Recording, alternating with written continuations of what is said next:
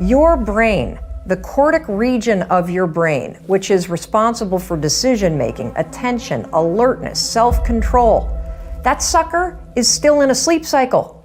And now that you're awake, it's going to take the cortical region almost 4 hours to actually snap out of that sleep cycle. That's why you feel groggy. It's because the part of your brain that's responsible for critical thinking and being alert, it's actually still asleep. If you don't already do this, you've got to train yourself to be the kind of person that doesn't use the snooze alarm.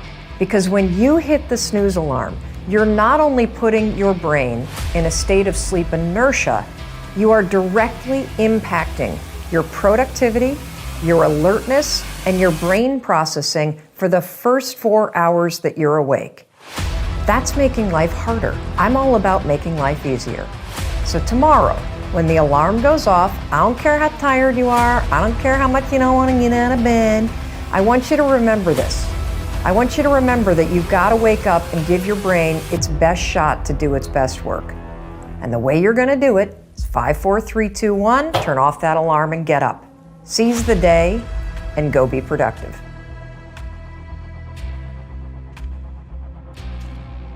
My morning routines are really detailed. I get up and I hydrate. The second thing I do every morning is I do something cold.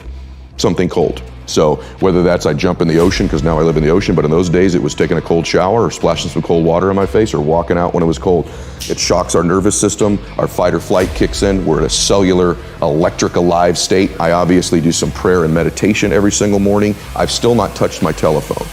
So there's a rule, there's 30 minutes I cannot touch my telephone when I wake up. That's the hardest thing to do in the world and the thing that could benefit you the most, because what's ever on that phone you have to react to. And typically it's stuff that's not great.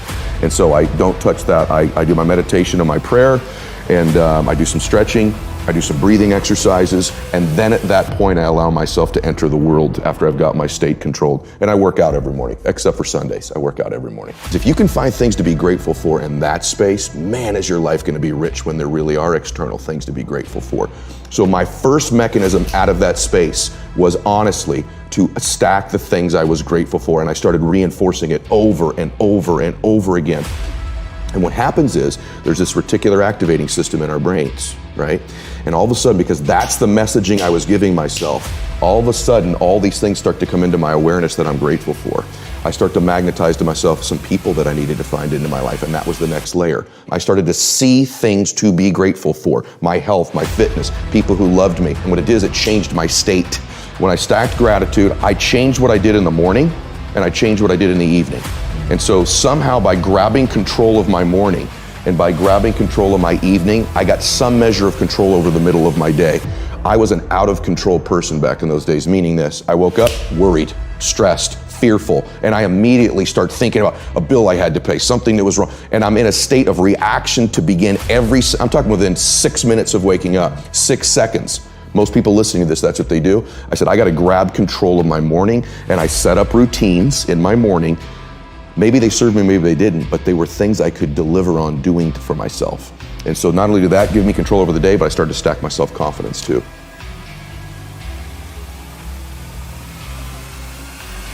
As soon as I wake up, I immediately try to think of something I'm grateful for, which everybody knows that and thinks about it, but I play this game with myself on how far I can lower the bar, meaning I tried to do a gratitude journal about 3 years ago, and after about 5 weeks, I ran out of stuff to say. I'm not talking about a half-hour gratitude meditation. I just need one little thing, or I pick up a book. If I'm reading one of the books that you have on the shelf, I'll just pick 3 sentences and read something empowering, and I'll get that state of mind from my brain. And then I think about one win I had the day before. Because I know as entrepreneurs, as somebody searching for success, we never give ourselves credit. We never treat a friend the way we treat ourselves. It's like, I know I've had days I've gone till 10 o'clock at night and go, man, I got nothing done today. It was the biggest lie. Like, we beat ourselves up. We're like these racehorses. We wouldn't even treat a racehorse that we owned as bad as we treat ourselves, right? So I wake up and I'll do a quick little gratitude, and they'll say, what was one win yesterday that I accomplished? And I'm like, wow, you did do that yesterday. And then I'll think of one win I want to do that day. Like, what? I'm gonna need a million things done today, but what's a must today that would be a great win?